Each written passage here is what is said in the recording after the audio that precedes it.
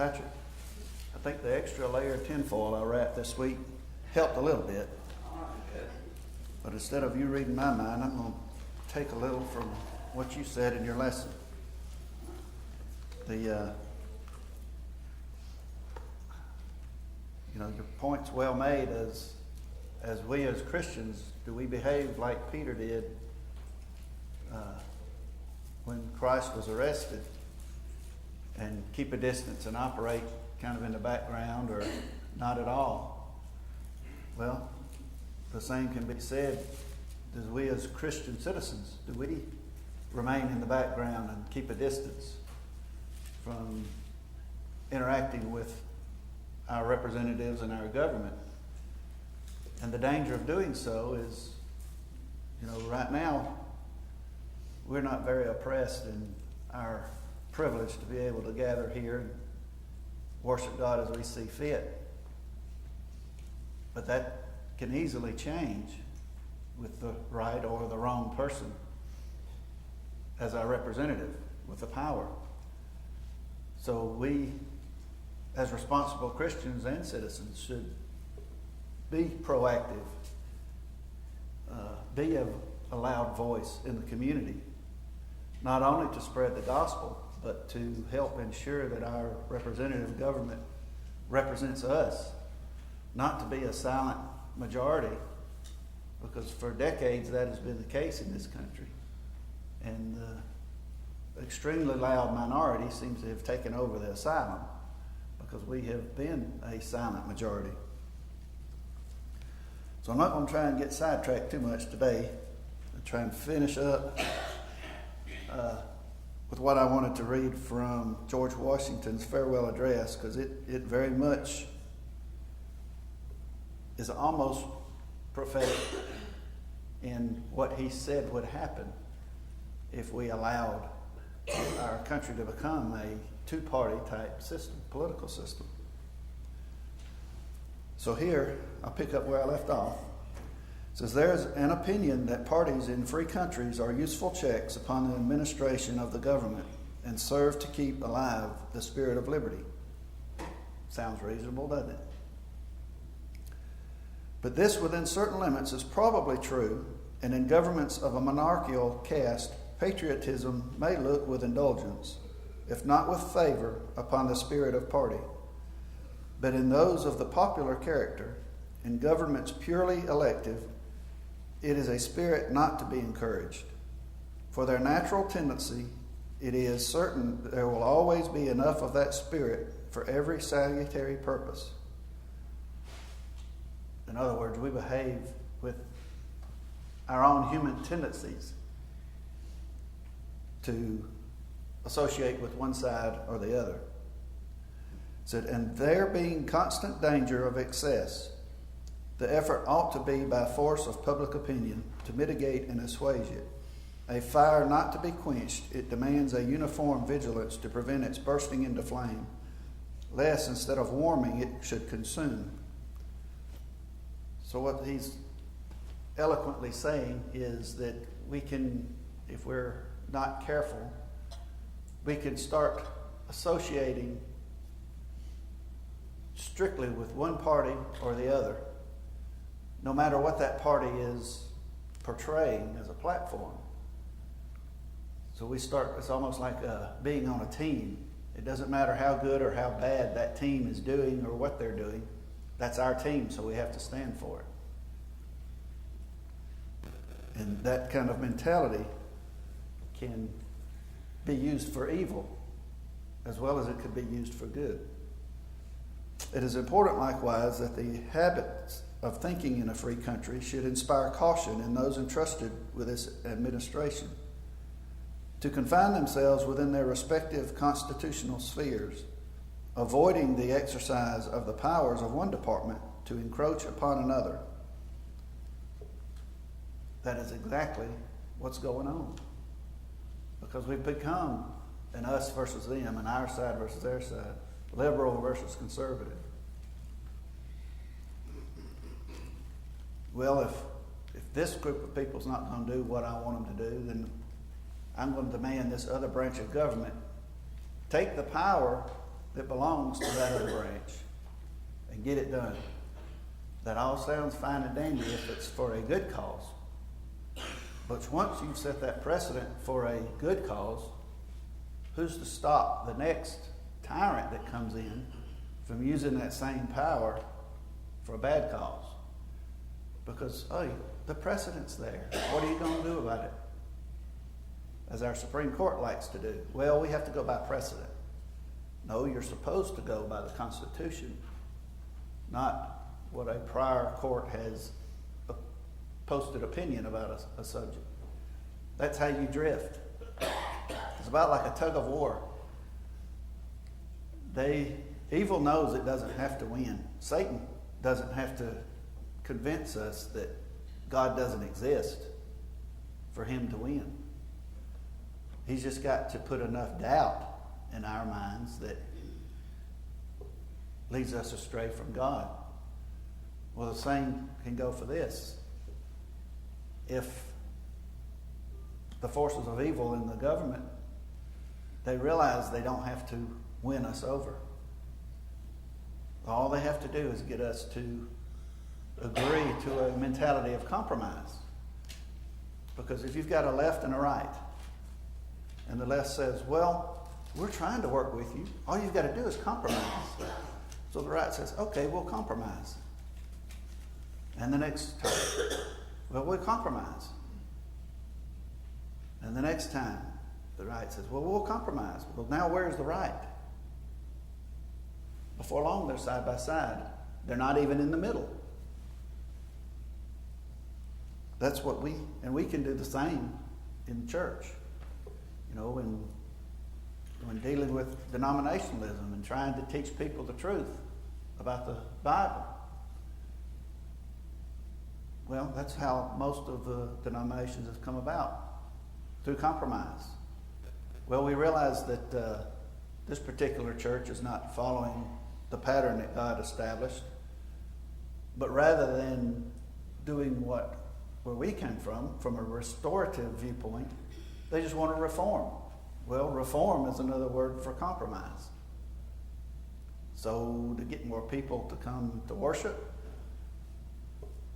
we need to have music in worship. Let's just put a band back here. That'll draw more of the young people. It's a compromise. But you also compromise what God has commanded us to do, what the examples that we've been given. So while compromise is the magic word for politics, it is not always right. Because again, we as Christians, our faith is based on principles outside of ourselves, the Bible.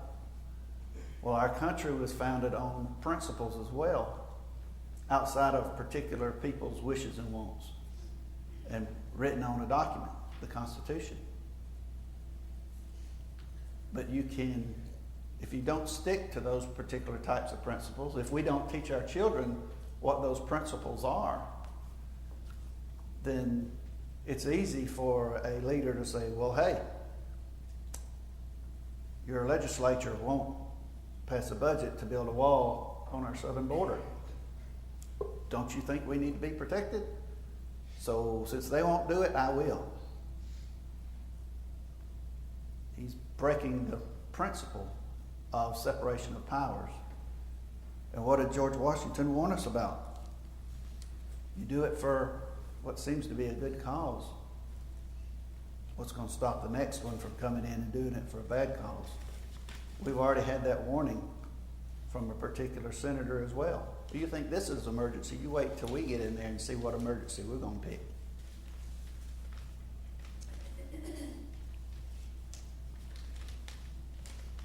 So the spirit of encroachment tends to consolidate the powers of all the departments in one, and thus to create, whatever the form of government, a real despotism. A just estimate of that love of power and proneness to abuse it, which predominates in the human heart, is sufficient to satisfy us of the truth of this position. The necessity of reciprocal checks in the exercise of political power by dividing and distributing it into different depositaries, and constituting each the guardian of the public weal against invasions by the others, has been evidenced by experiments ancient and modern, some of them in our country and under our own eyes. So he's referencing a lot of the documents, historical documents that I had mentioned, and even in the history of their own country that during their lifetime that they had witnessed.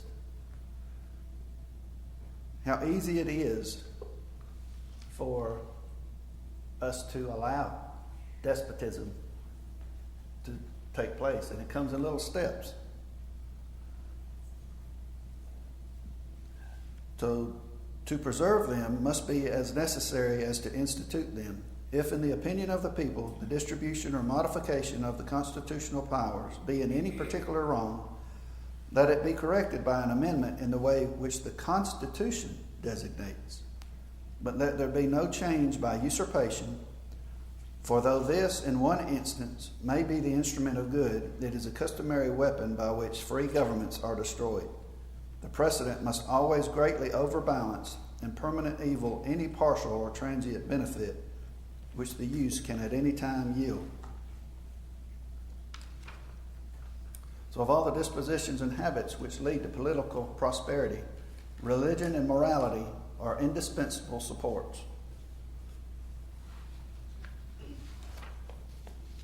How many of our representatives would hold that? What would support our government? What the foundation is? Is that in vain would that man claim the tribute of patriotism who should labor to subvert these great pillars of human happiness, these firmest props of the duties of men and citizens. What props? Religion and morality. And that's who many people today want to tell to shut up, sit down, and be quiet. You don't belong here. The mere politician, equally with the pious man, ought to respect and cherish them. A volume could not trace all their connections with private and public felicity. Let it simply be asked, where is the security for property, for reputation, for life, if the sense of religious obligation desert the oaths which are the instruments of investigation in courts of justice? And let us with caution indulge the supposition that morality can be maintained without religion. Whatever may be conceded in the influence of refined education on minds of peculiar structure, reason and experience both forbid us to expect that national morality can prevail in exclusion of religious principle.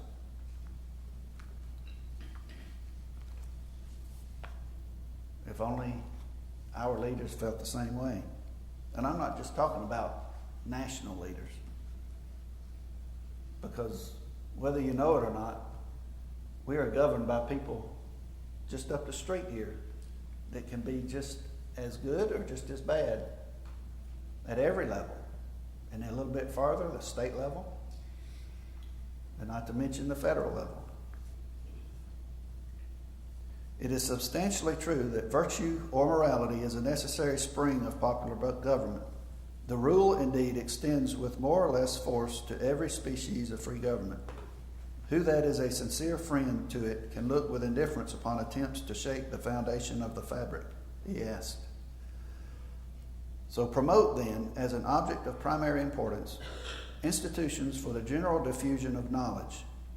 Remember Samuel Adams' quote? I like to quote. In proportion as the structure of a government gives force to public opinion, it is essential that public opinion should be enlightened. Because what happens when the public opinion is not enlightened? Then you get a mob calling for, give us Barabbas, instead of give us justice.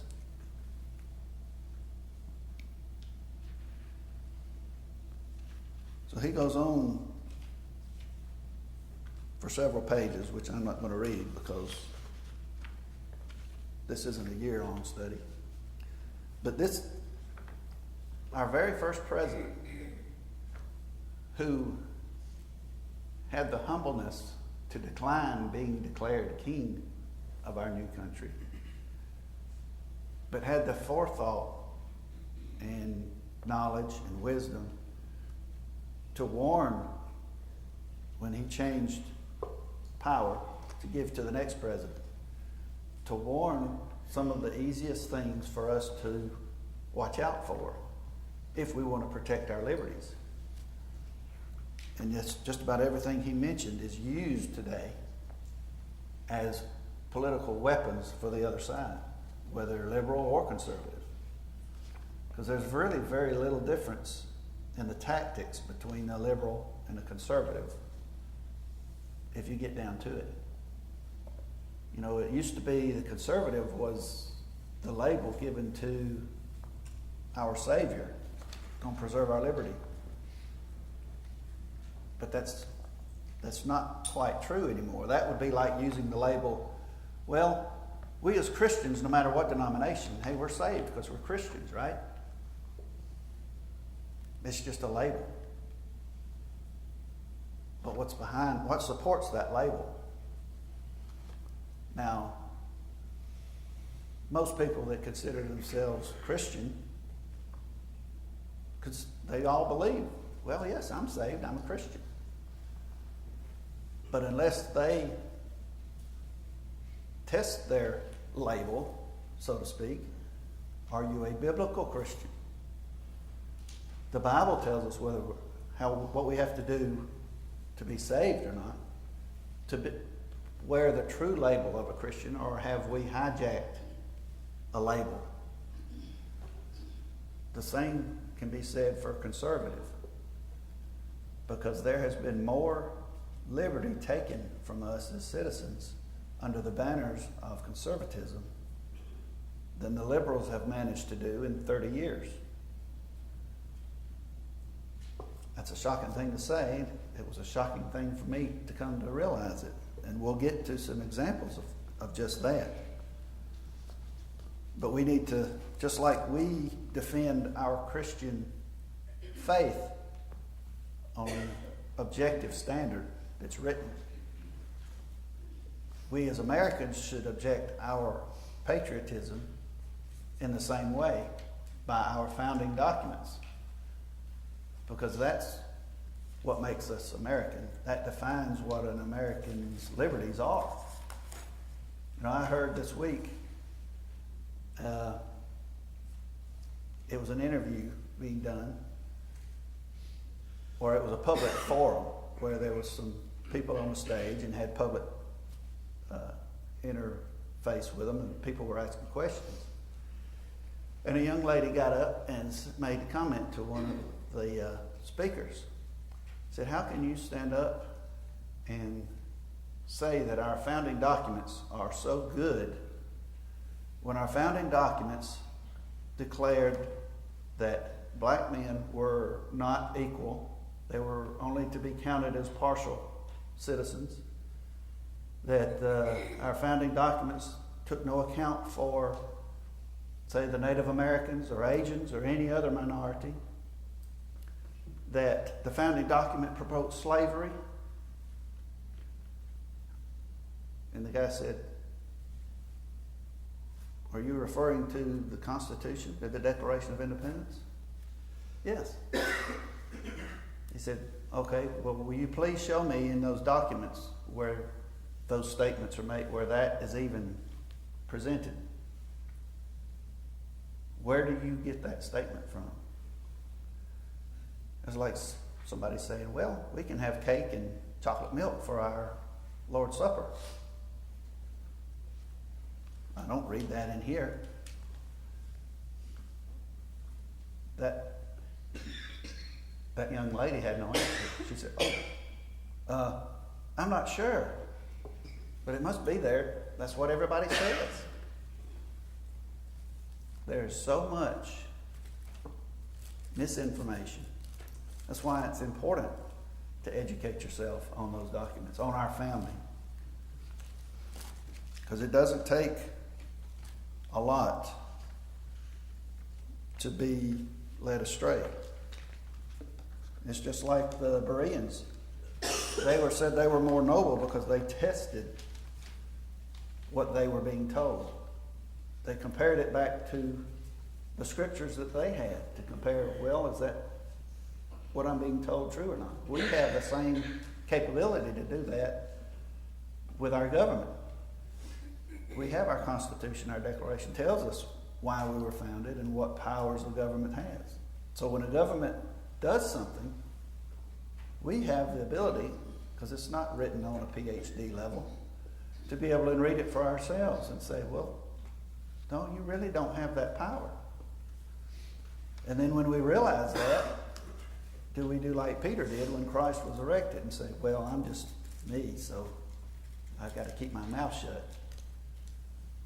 Because that's what they call a chilling effect. And we're going to see some examples of that too, where they will make examples of certain people that do just that, stand up, with the whole purpose of making those that are watching cower down. I mean, what happened to the Christians when the Romans really got hard on them in Jerusalem? They were so hard on them, they ran them out of the city and they went abroad. They could have kept their mouth shut too. But what happened? They started spreading the gospel to the rest of the world. So it's how we react that determines what's going to happen. So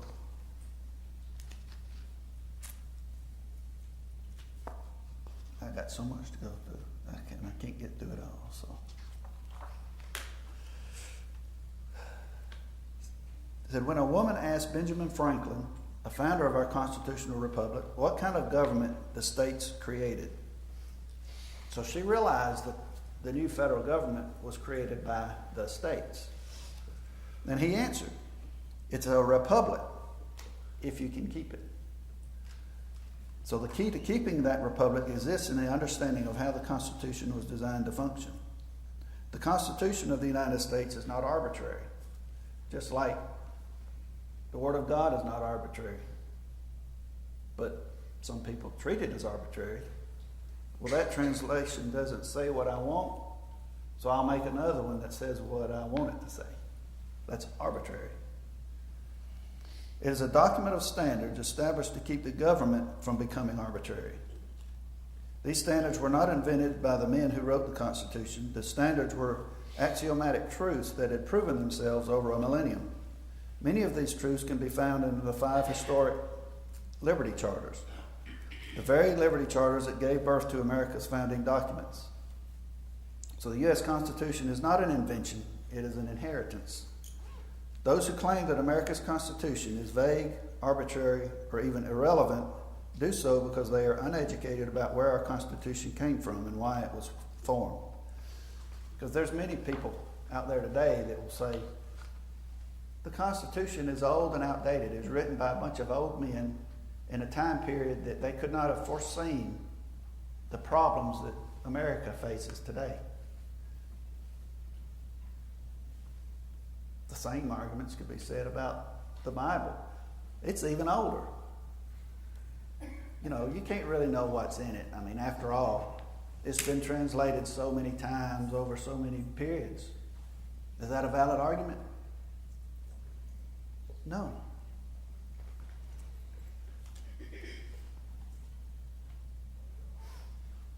So the U.S. Constitution and the government that it created was designed to do one thing: to protect liberty.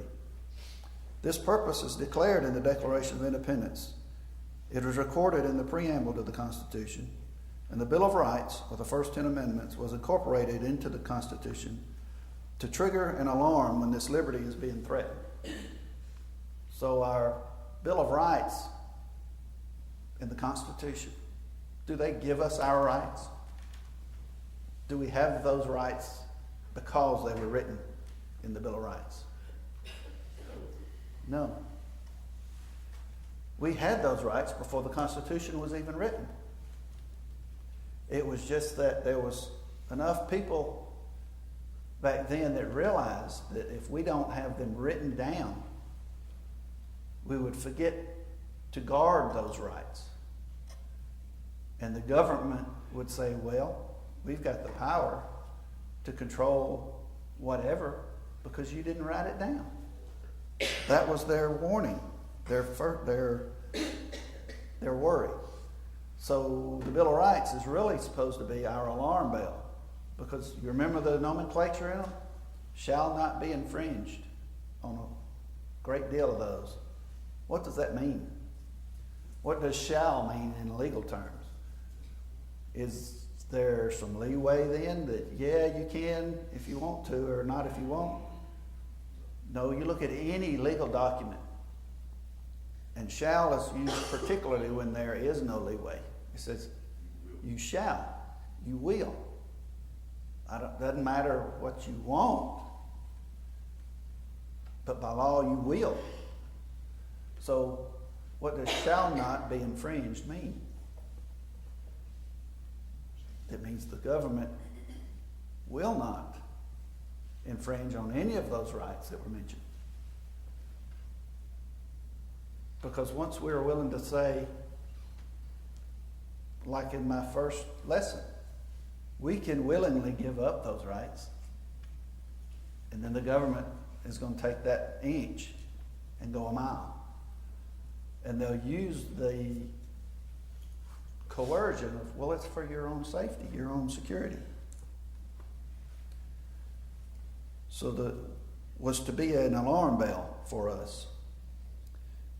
Yet nothing in either of these three documents is an invention of the men who wrote them. Everything, every principle of government, every security to liberty, and even at times the very language itself was taken from the lessons learned over the 700 years of history and the 5 essential liberty charters.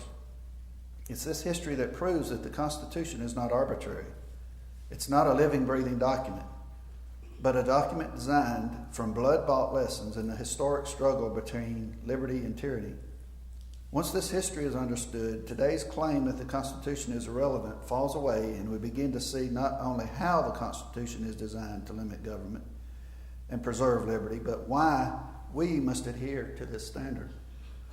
The living, breathing deception can only exist by eliminating these historical truths and isolating men from their history. Originalism or original intent means looking at the history that gave us our founding principles and realizing why they are important. It means understanding the Constitution in its historical context. This is the only way to ensure that this government operates to preserve the essential principles of liberty. To ignore the origin of our constitutional principles is to invite the same threats that prompted the necessity of their protection to begin with. To throw off the lessons of history invites despotism and inequality, apathy and corruption, slavery and oppression. Our founders declared that anything beyond the original intent of the Constitution is simply unlawful, null, and void. And I might add, does not require the agreement of the U.S. Supreme Court to be so.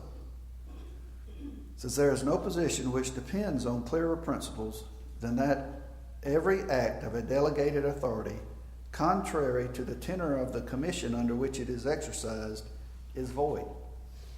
The legislative act, therefore, contrary to the Constitution, cannot be valid.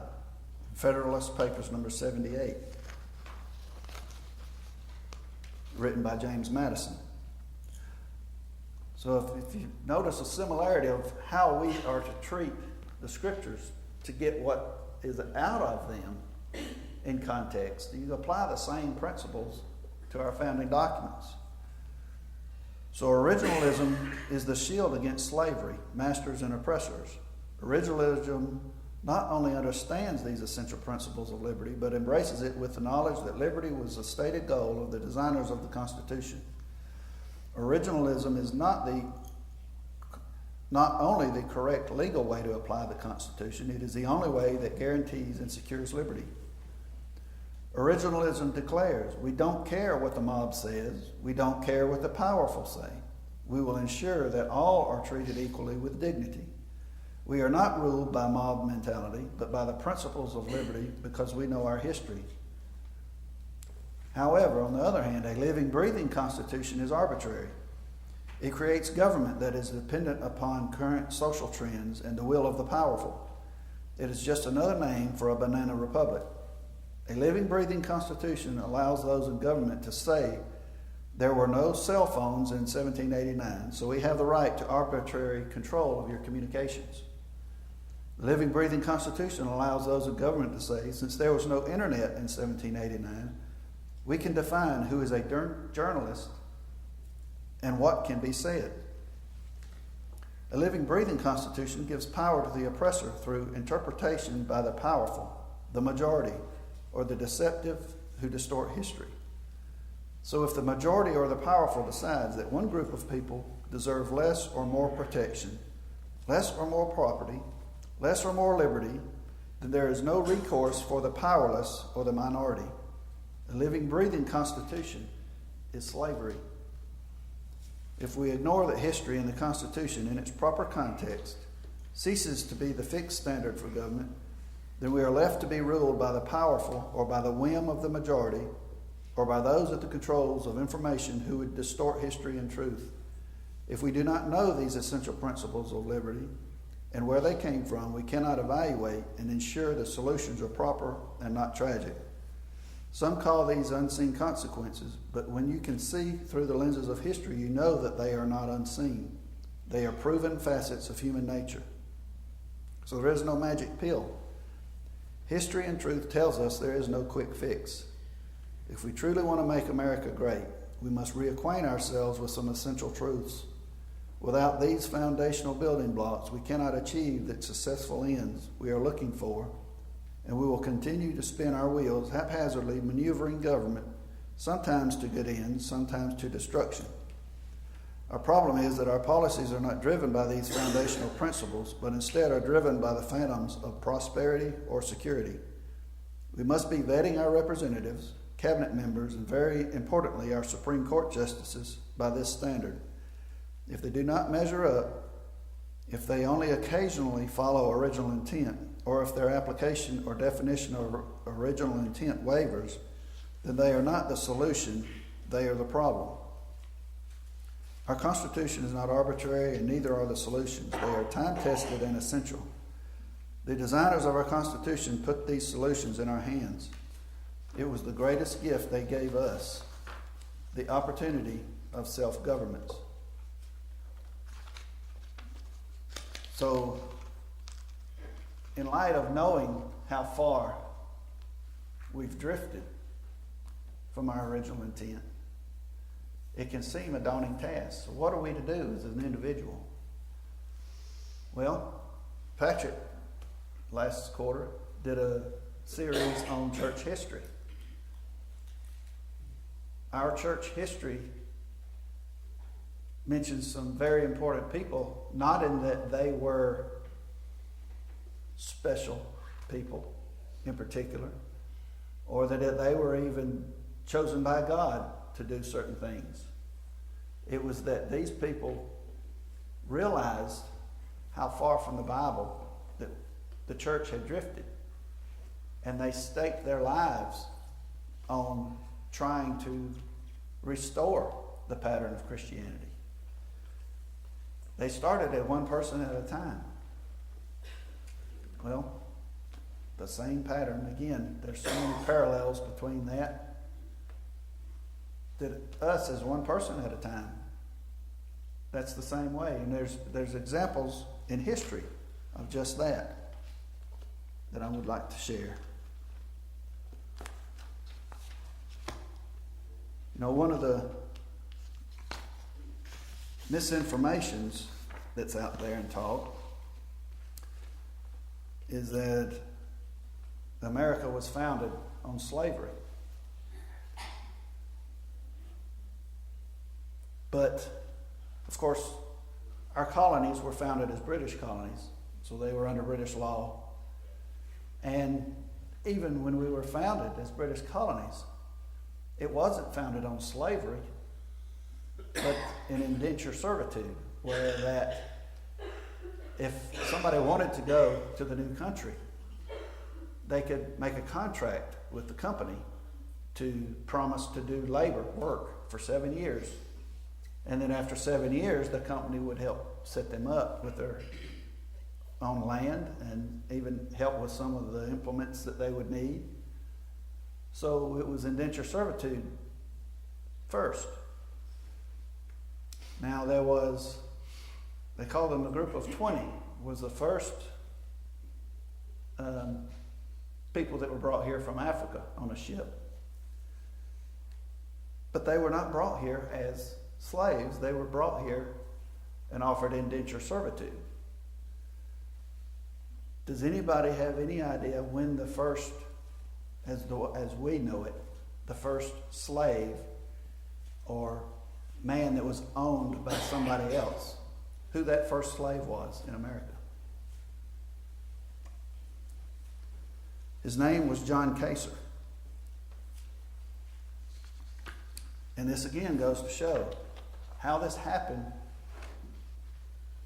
It makes it important point how we need to be aware of how our government operates, even the legal system, because the legal system did this to us. So the only date definitely connected to John Kacer's life is this day in 1654 or 55. It's not when he was born, when he achieved something, or when he died. It's when he became a slave.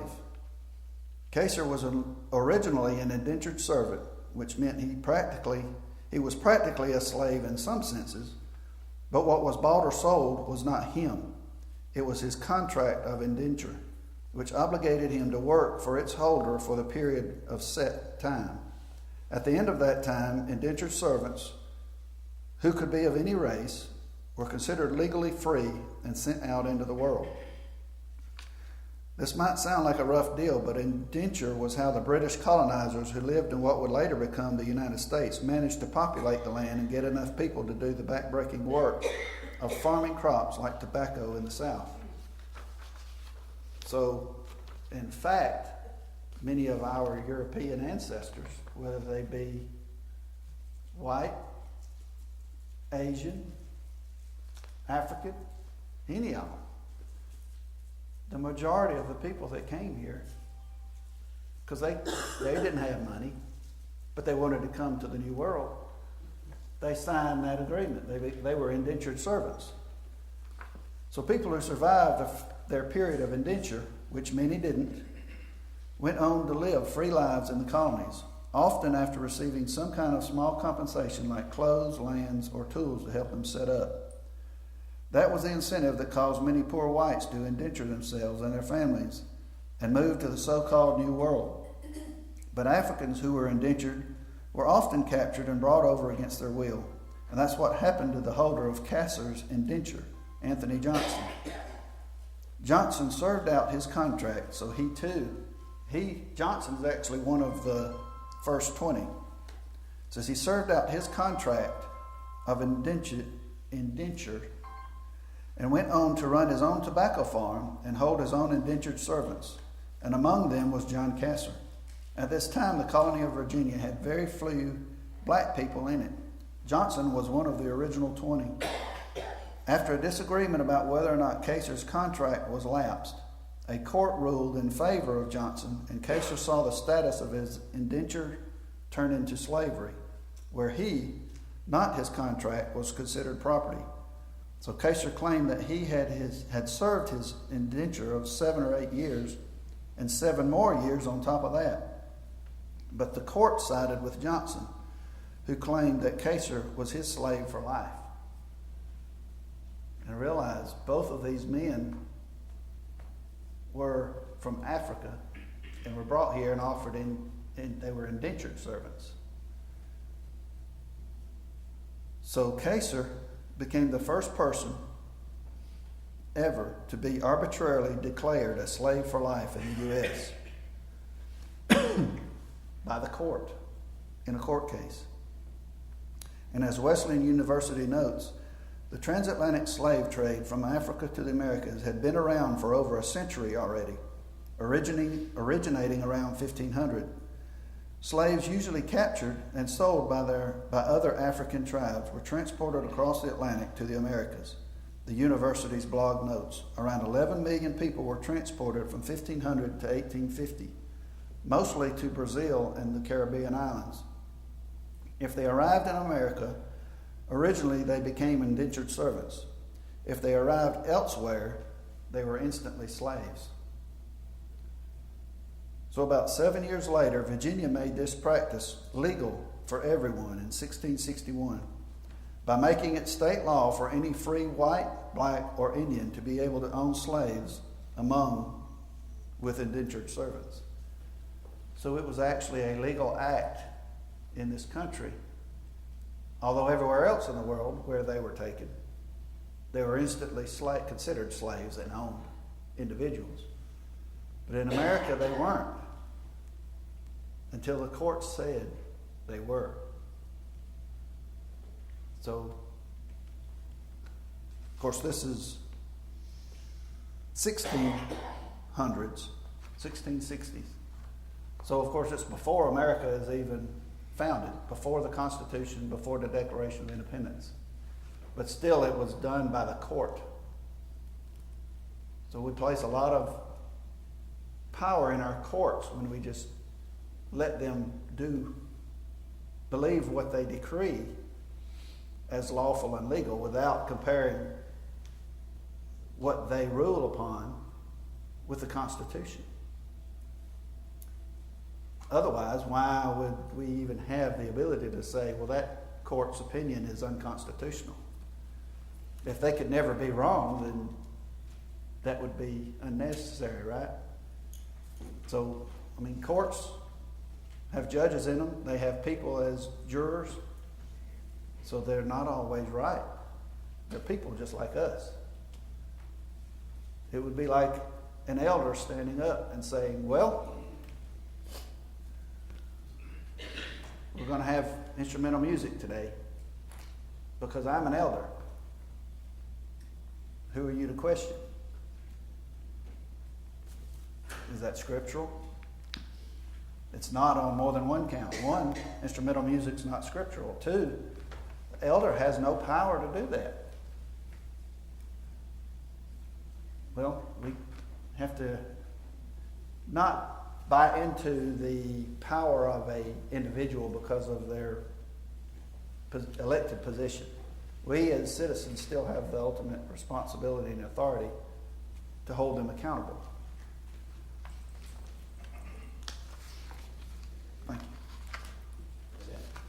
Well, for now, time's out. Next week I'll get to some people that, they serve as examples of what individuals do. And, at the end of the Declaration of Independence, where they said they pledged their sacred honor, we're going to find out next week what that meant to some people that helped our country and our founding. Thank you.